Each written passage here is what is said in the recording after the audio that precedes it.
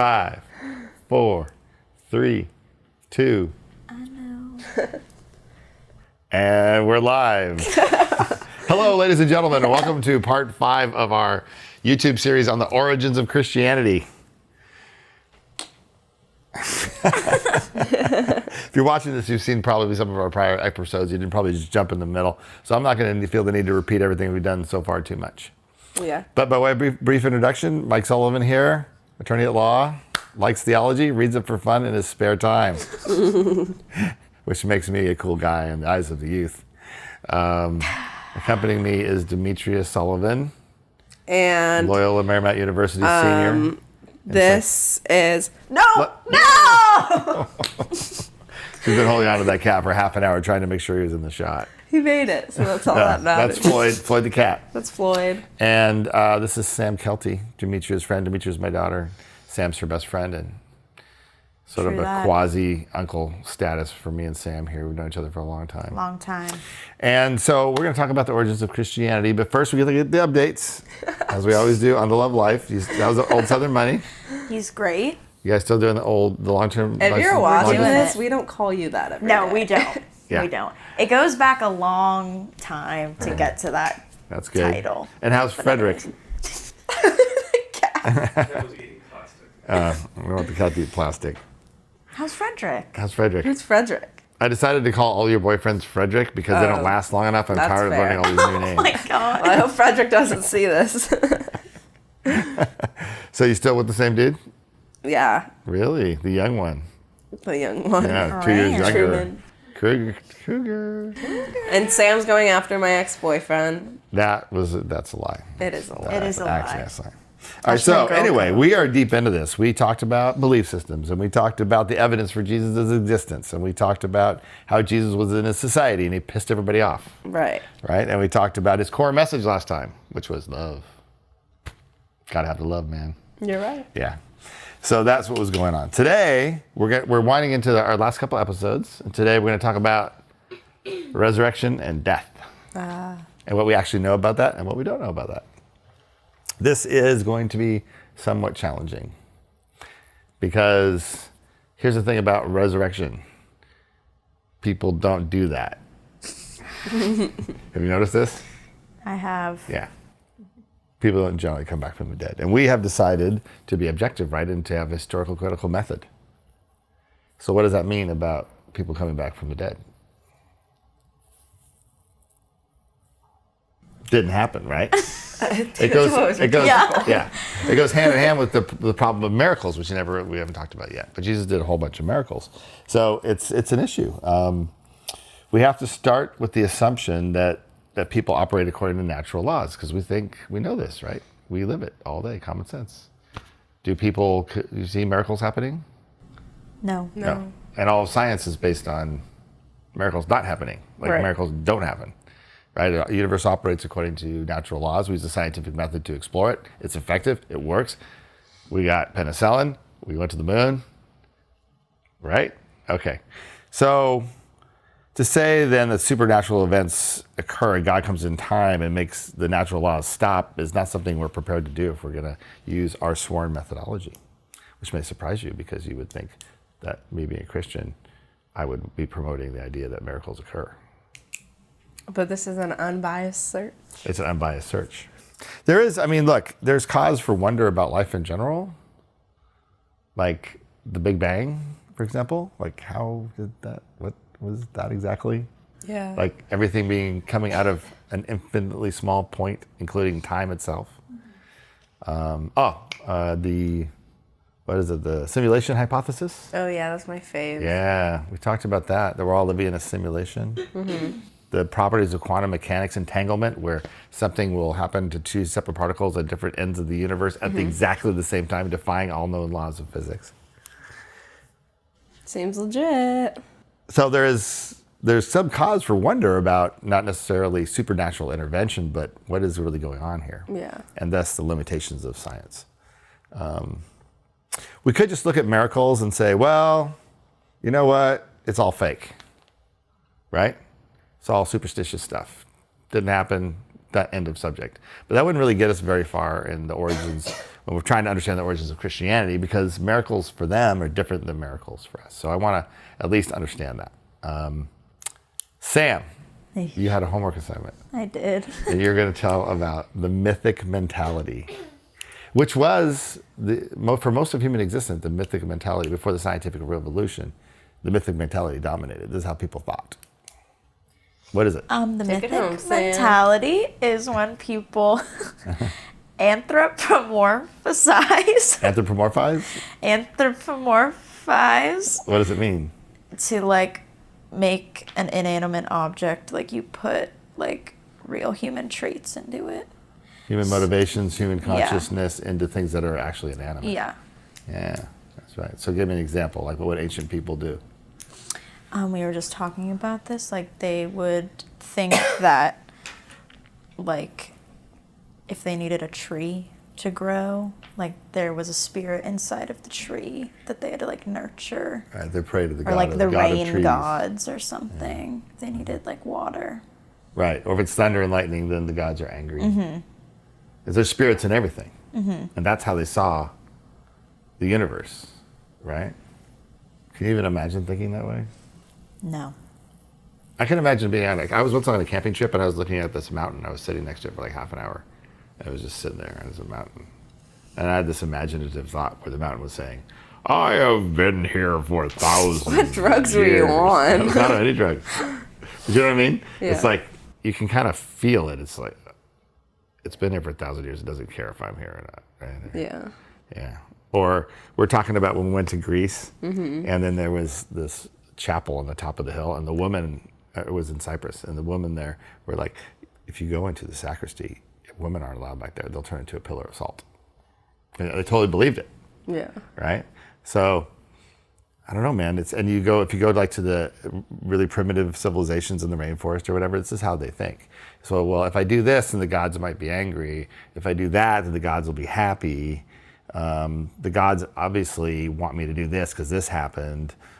There's a god of the trees, there's a god of the mountain, there's a god of the air, there's a god. And everything is a personality. Everything is a relationship, right? So this is how ancient people think, man. And it wasn't until the scientific revolution that things changed.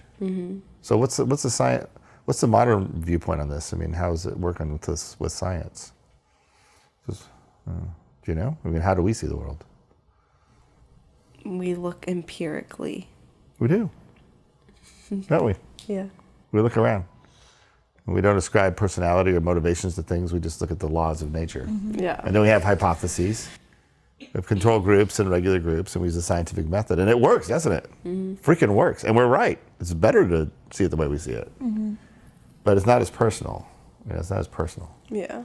You know what I mean? Like if the lightning bolt came down when to an ancient person and hits your wife and kills her, well, the gods just punished you. Yeah. And it's something you'd be angry about. And you think, why would I confuse the gods? Now we just say, this is what life is. Yeah. So it's, or good things too. Like if your child got into, your child did something good, got an award or something, you would think, oh, well, the gods favor, my child. But in the present environment, we think, oh, the kid's just good. So we live in a more detached environment. So it's important when we talk about miracle stories to understand this, I think, because in that time, everything was a miracle. Everything was personal. It was about a relationship with the spirits and the gods, and that was just normal, right? So it's like you got out of bed in the morning and ate toast, or whatever, that wasn't any more miraculous than somebody making toast out of thin air, because there was no distinction between like a natural world and a supernatural intervention. Oh, here comes Floyd. You want to come back? So They always come back. there are kind of limitations with science, though, right? I mean, are there? Does science have limitations? Yeah. Why? What is it? What does science not study? Spirituality. Things like they can't see, I Yeah. feel like. That's not material. That's not like concrete, that they can be like, that's that. Yeah, that's true. But I argue about this with my friend who's a rocket scientist all the time, Chris. I like talking to him about it.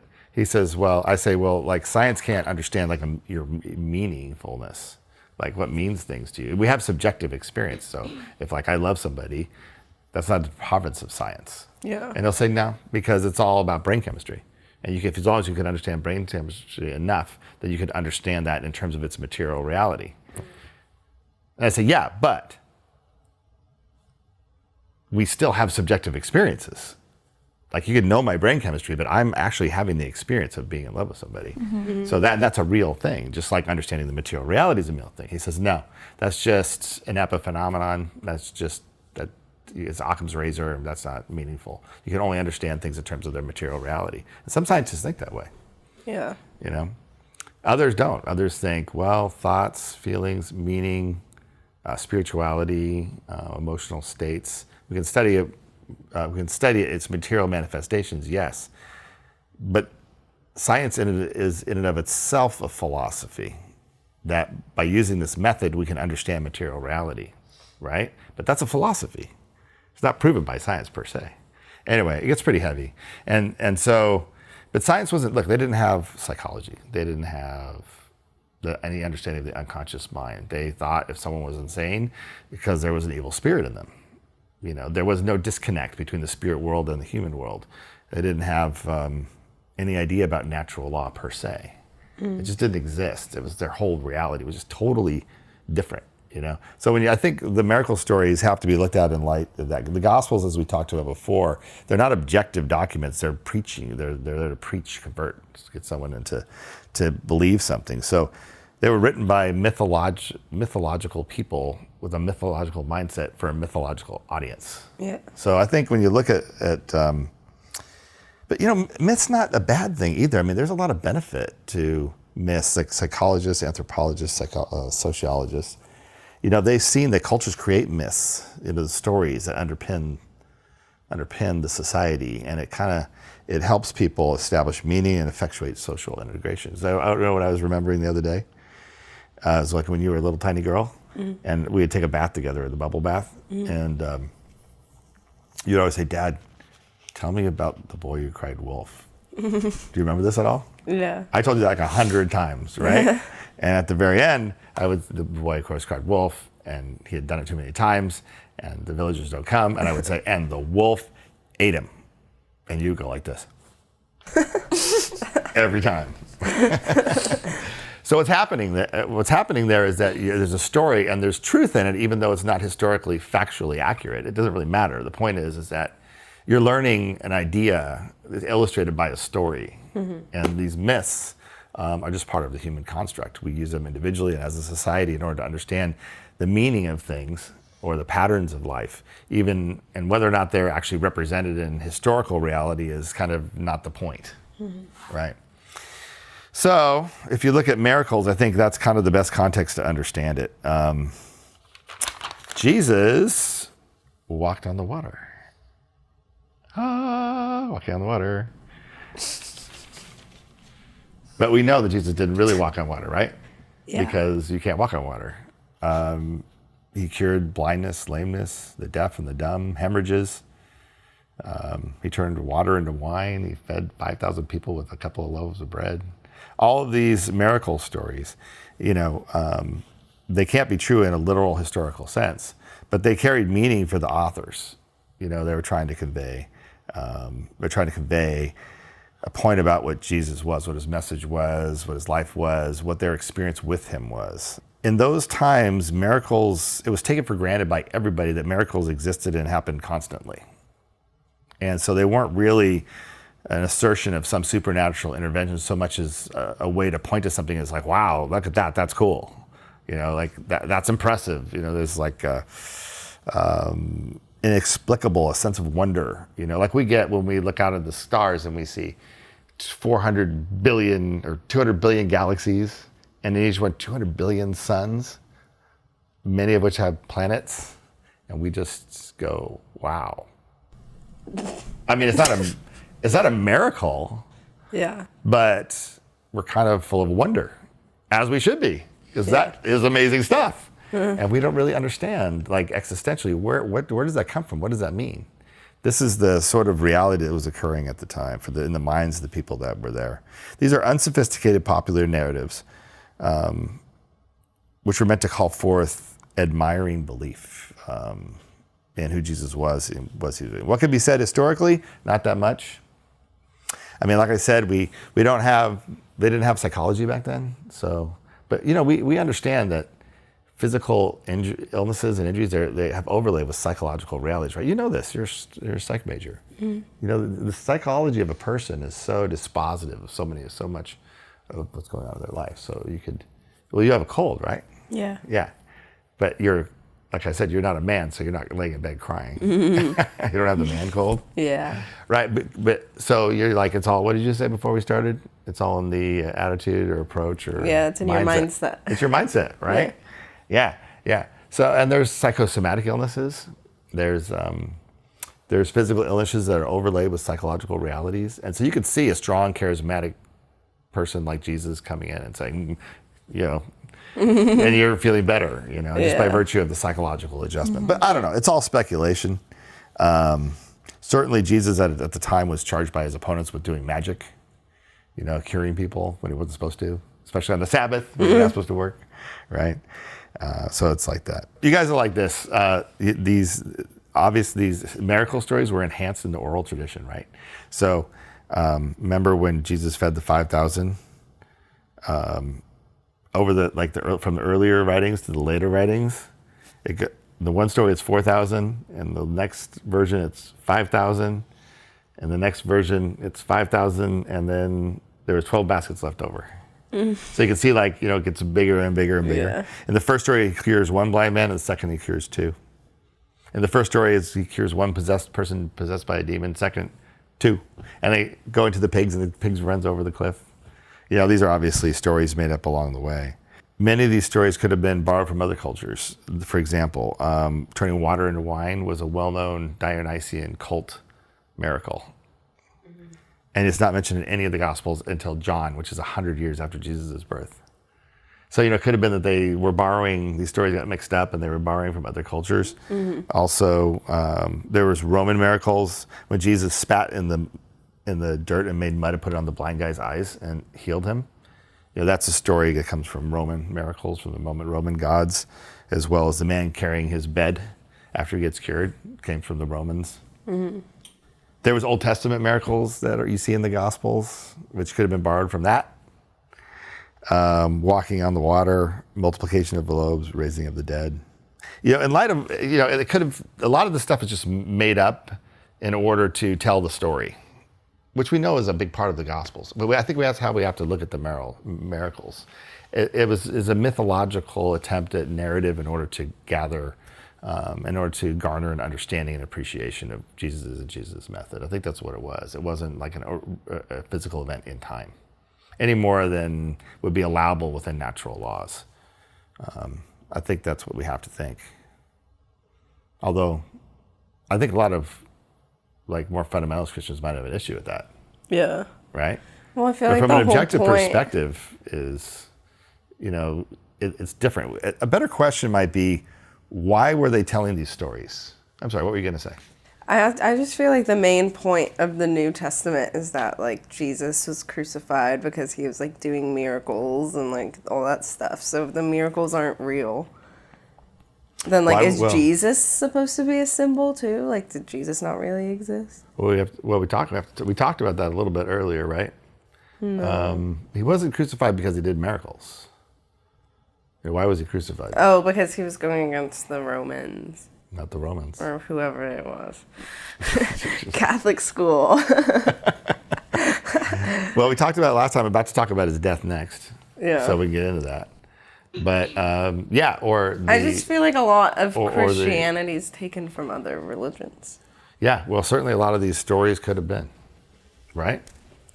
This cat will be taken into my arms. I don't think the cat is going to tolerate this too much. Like I said, a better question is why are these stories in here? And what are they supposed to convey? Because that's really why they were put in the text.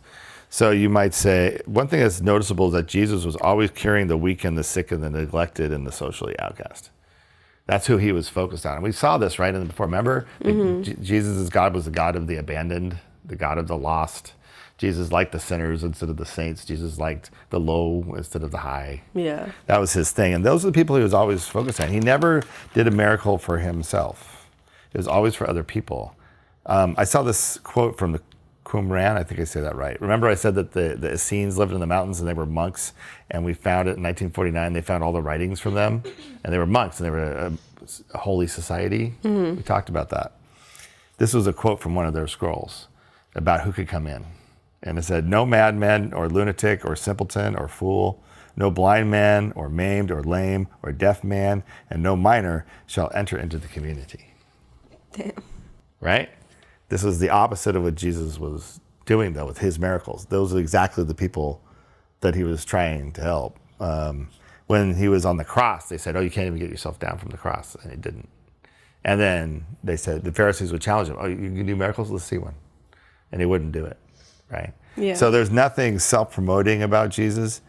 And I think that if there's meaning in these miracle stories, the meaning comes to fruition in light of the message that we talked about, that we've been talking about for the last 2 sessions, right? Mm-hmm. So that's really what I think those miracles were about. How you doing with the cat? He's deciding what he wants. So they're not proofs, but they're indications of what Christianity was about. And then, of course, there's the big one, which is the resurrection. Mm-hmm. I mean, isn't that central to Christianity? Yes. Yes. Well, we're going to talk about that, Yes, but sir. first, you got to die before you can be resurrected. I don't know if you've noticed this. I feel like my attention is being stolen by a cat. I'm sorry, he's being really sweet. Yeah, he's a sweet cat. He's a good cat. He's like the best cat I've Should ever I had. put him away? No, he's fine. Let him be. He adds color Look at to the his story. tail. And his tail's going. He's feeling the Jesus vibes, that's for sure. Yep, he's Zen.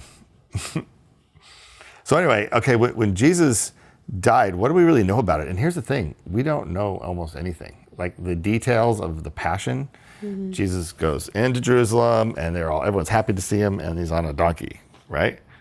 Then a week later, the crowds like crucify him, they don't like him. The chief priests turn him over to the Romans. Pontius Pilate, he didn't know what to do with it. He didn't want the Jews to be unhappy, so he said, wash my hands of this. He had a big conversation with Jesus, and Jesus says, if I am not of this kingdom, if I were, my servants would come and save me. Yeah. You know, this whole story, and then carrying the cross. You know, all of this is viewed by modern scholars as, you know, a literary narrative, meaning like they don't really know the details of this stuff. Yeah. They just don't. So all of this stuff was kind of like a tradition that arose with the oral tradition and eventually was fleshed out in the Gospels. But as for its historical accuracy, I think a lot of it is, we just don't know. It's told to make a point, not necessarily to relay historical truth. I mean, it could have happened, but it seems extremely speculative. It's it reads like a story, Yeah. you know? So entrance in Jerusalem, going to another country, his execution. We don't know the details of it. The Gospels have all these predictions of his death, where Jesus says, the temple must be knocked down and I'll raise it in 3 days. Or the Son of Man must suffer and die. But these are also the way you tell a story, right? So you'll say, look at this, 'cause, you know, they drop little hints along the way, and then the audience is like, what's going to happen next? You know, and then it comes to the end. So they don't think those things are historically accurate either. And then they come to the Last Supper. It's doubtful that Jesus really knew what was coming. It was a surprise, by all accounts, when Judas came up and betrayed him. Yeah. So was there a Last Supper? Well, Jesus had a lot of suppers with his disciples. There may indeed have been a Last Supper, but the key is he's like, this is my body, this is my blood, and then he says, do this, and remember. He commands them to do this to remember him. Paul references that twice, but that actually, the command to do this in memory of him doesn't exist in the Gospels. So it's really unknown as to what was going on. We do know that like immediately after Jesus died in the early Christian communities, they were doing it. So there's evidence of that. We can say that Jesus must have known that he was playing a very risky game. I mean, we had a whole session with the 4 different groups and like how he was making everybody mad. Like not just mad, but really mad. I mean, look at history. What do we normally do with people that go around talking about love and truth and challenging the authorities that be? Kill him. Yeah, we kill them, right? Authorities don't tolerate that stuff. Yeah. Socrates is a great example. He went to death. Why did they kill Socrates?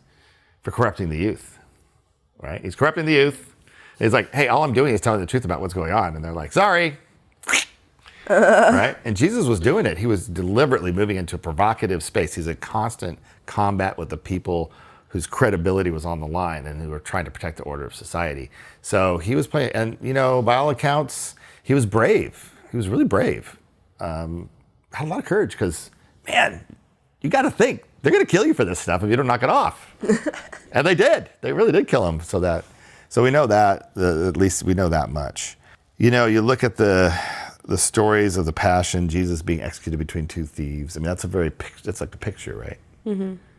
Right, and we have what's obviously not historical. Jesus dies. The curtain and is torn in half, and the skies go dark. This is a story, right? These are obviously not historically true. Or the soldier says, "Truly, this was the Son of God." Yeah. Story.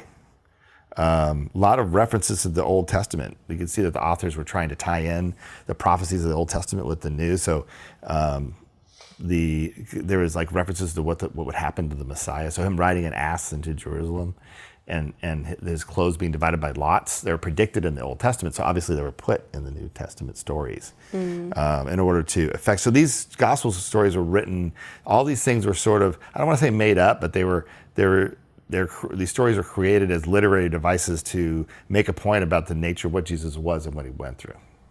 But we just don't know if they're historically accurate or not. What is believable? It's believable that the disciples all ran away. They all ran away. And the story about Peter denying Jesus 3 times, remember that story? Yeah. Jesus like, you will deny me 3 times before the cock crows. And he did. He did. He denied him 3 times, and that just had to suck for Jesus. Like your best friend is like, you're like going to get executed. Your best friend's like, I don't know. Never heard of the guy. Not me. That's probably believable because Peter was a church leader, and that's in there. Yeah. And that would be against Peter's interest for it to be in the gospel. What else is believable? That the Jewish authorities handed him over to a reluctant Pilate. He probably was accused of being king of the Jews. The thing above it says INRI on the king of the Jews. Mm-hmm. They used to do that when they would crucify people. So that's probably believable. It's probably also believable that he fell when he was carrying the cross, and this guy named Simon was conscripted to help him carrying the cross up the hill. The reason that's probably believable is because that's just a detail that doesn't need to be in there. So where else would it come from? Mm-hmm. Yeah. Kind of a thing. But other than that, we just don't know. So I'm reporting on like what we know and don't know at the origins of Christianity. The answer is not much about the actual death. But we do know what it must have meant for the people at the time, in Jesus' time when he died like that. These are the people that had followed him for years, that loved him, believed in him, and they were scared shitless, and they all scattered. It's interesting to compare the death of Jesus to other great world religion founders like Moses, Confucius, and Buddha. They all died as old men, admired and loved, in their sleep, successful, accepted by society. Muhammad from Islam actually died in a harem in the arms of his favorite wife. Aw, good for him. Yeah. So at least he had some love there. Yeah. Probably more than many.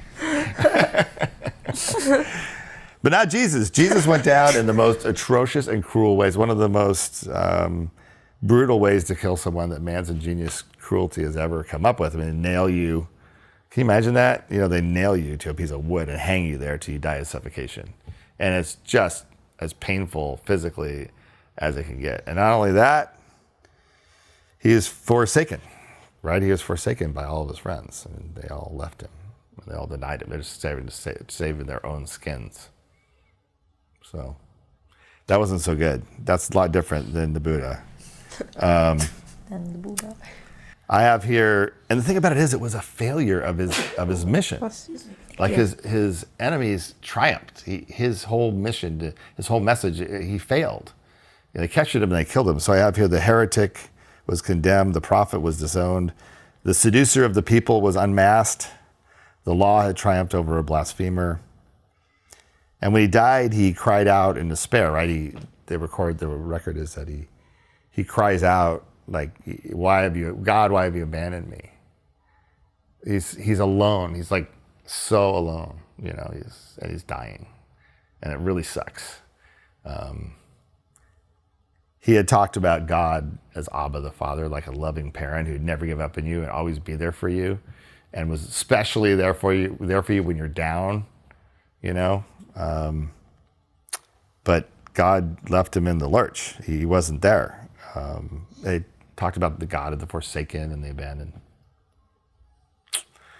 Nope, God wasn't there.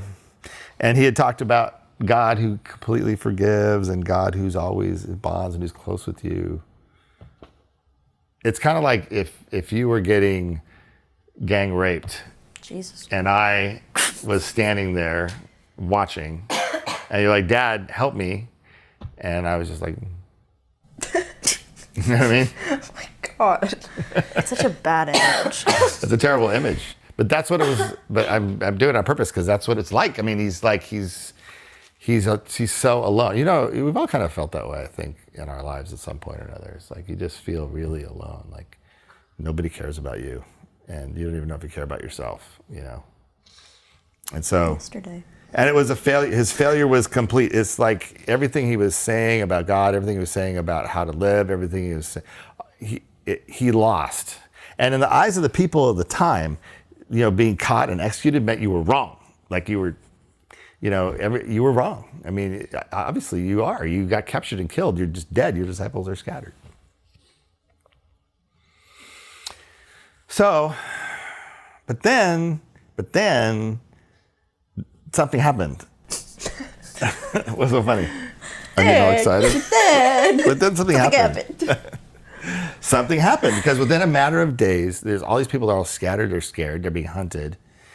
And something turned, something changed. You know, this resurrection experience happened. So all these disciples, all of Jesus' followers, they changed from scared running rabbits into like strong, advocating, mission-oriented, you know, gathered people. And they went out and changed the whole world. You know, it's like, they think of it as this is what they call the resurrection enigma. They're filled with energy. They change just radically within a few days. They gather together. They start marshaling their forces. And they're saying to the whole world, Jesus is risen, right? And they're all excited. And they believe it. And they're into it. And so something happened there. And then it got infectious. They all started living according to, you know, Jesus' message of how to treat one another.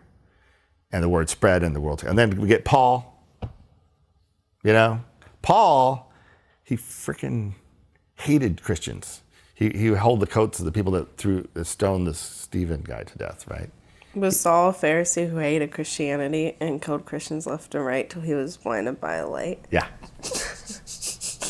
And then one night, he has some kind of experience, like spiritual experience, and he changes completely. He becomes the most aggressive advocate for Christianity. He goes all over the world and establishes Christian churches everywhere. He completely changes for one experience. It's like he saw this light, he got knocked off his horse, and there's what Jesus is. He's like, why are you persecuting me? And he's like, ah! Right? And this is Paul's account. We don't know because we weren't Paul. But see, this was what was happening. People were claiming this kind of experience, and then they're changing from scared little rabbits into like people on a mission because they had this experience, right? Mm-hmm. Well, here's the thing about the resurrection. People don't rise from the dead, right? What did you say? I said it's a loaded. It's a loaded poo-poo, you said. Poo-poo. Yeah, the idea that somebody gets up from a grave and walks out. Yeah. Right? That's not consistent with natural law. That doesn't happen. So that must not have happened. Right? Right. Yeah. I mean, we didn't allow for supernatural intervention when we talk about miracles, nor should we with the resurrection. So the resurrection can't be a supernatural act from God that came down and superseded natural laws and caused this dead body to raise. Can't be that. The interesting thing is that the empty tomb is mentioned in the Gospels, but they're the latest documents we have. They're never mentioned by Paul. The empty tomb is never mentioned by Paul, who does describe a risen Christ, but never talks about the tomb being empty.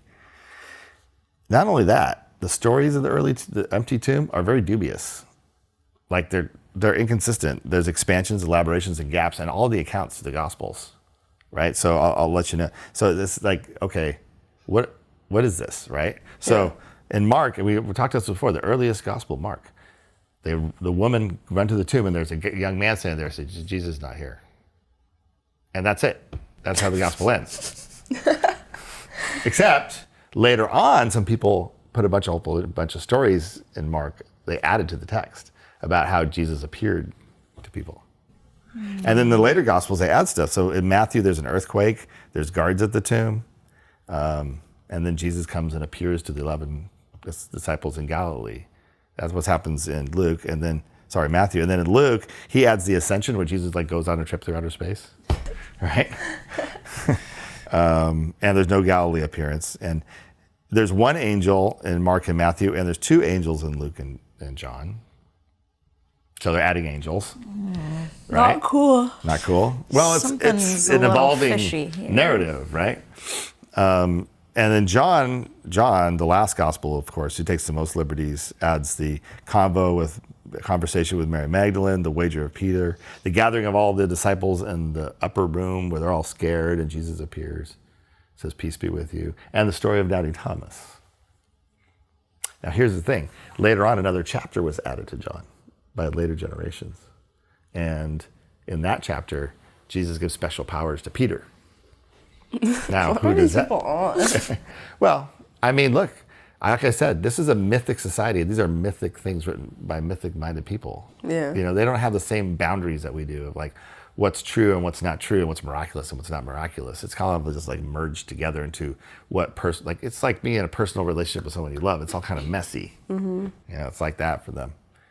And you get the story of Peter, and I always thought this story was really dramatic, even though it was added later.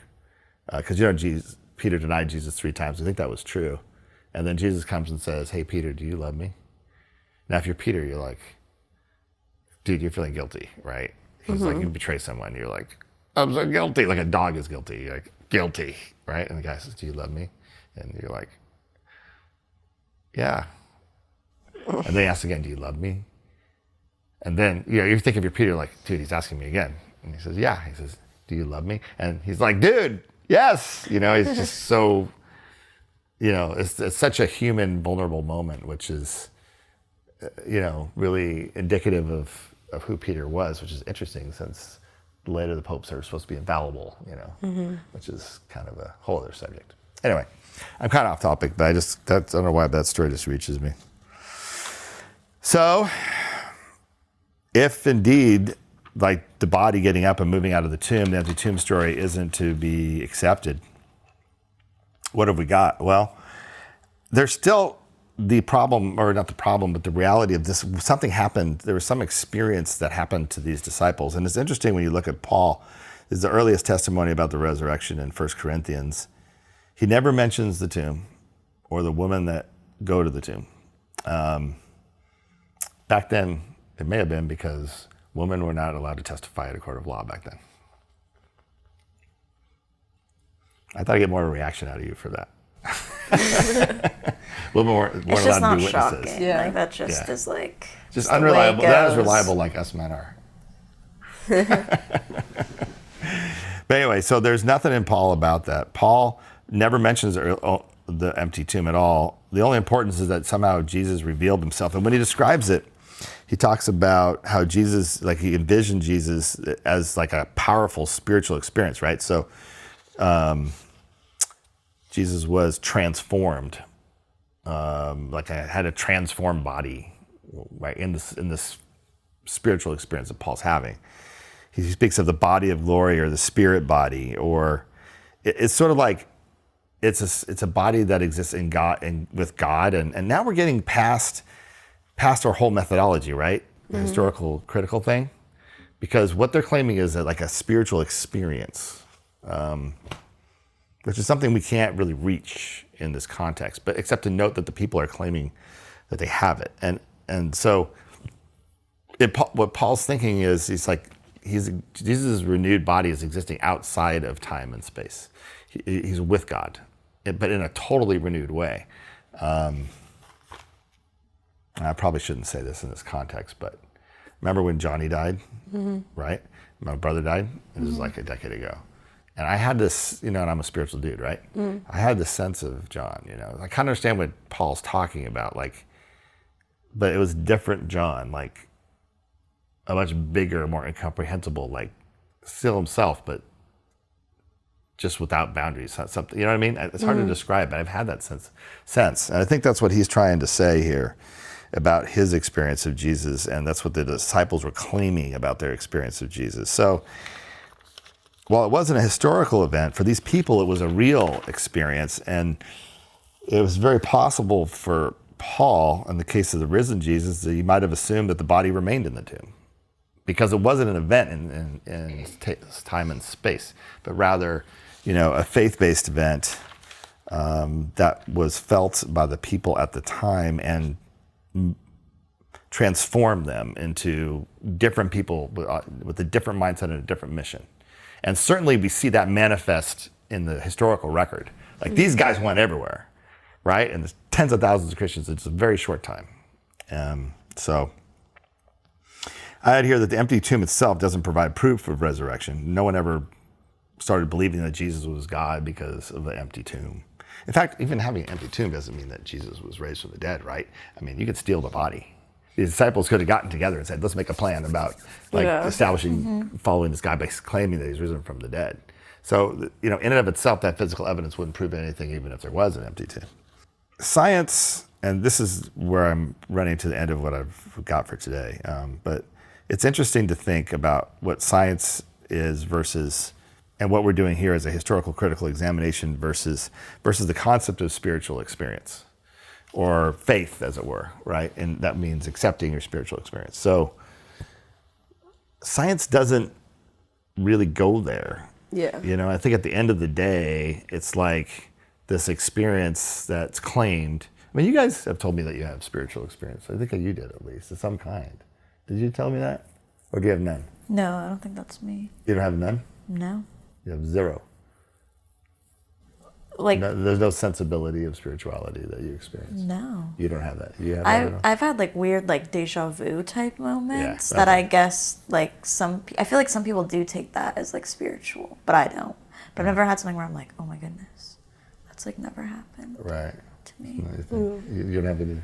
I do, but I don't know how to But you're explain wary it. of translating that into an organized religion-based way. Yeah. of Yeah.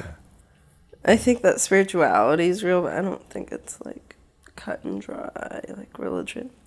What do you think it is? Like energy. What do you mean? I don't know You don't know. how to explain it. Well, you should think about it, because we're going to stop now. But the next time we're going to finish, and what we're going to talk about is, there's no scholar that disagrees with this idea that the real origin of Christianity came after Christ's death. That's when it really started. Because that event, at least as it was experienced by the disciples at the time, was a transformational experience, and everything that we've talked about so far was thrown into a different light. And the understanding was different, and the philosophy was different, and the concept of Jesus was different. He became identified with the message, right? So next time I want to talk about that. And that's really what we'll be done, exploring the origins of Christianity. But I want to hear from you guys about what you think. So think about it. I'm not asking if you're a Christian or not, but just kind of what you're thinking after hearing all this stuff over all these months. And then I'll get the last word. Okay. As Because always. I did all the work. You guys just carried up the chairs. But I did all The the chairs are homework. heavy. Look at Bruce.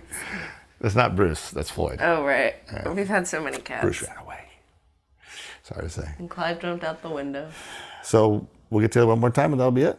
Yep. Okay. Should we say goodbye to Bob? Aw, we didn't even greet you today. I did know. we? I was going to Bob. That's messed up. You know what? He's very subtle. Yeah. He is. Yeah. He's Subtle. Yeah. He's like a whisper of. Yeah. A whisper Yeah. of wind. But without him, what would we be? We just be three What's losers talking about the George Christianity. Michael song? Something whisper. Careless whisper. Careless whisper. Yeah. We were careless with our whisperer. Yes. Yes. Well, let's say goodbye to him. Bye, Bob. Bye, Bye, Bob. Bob. Thanks again. Bye.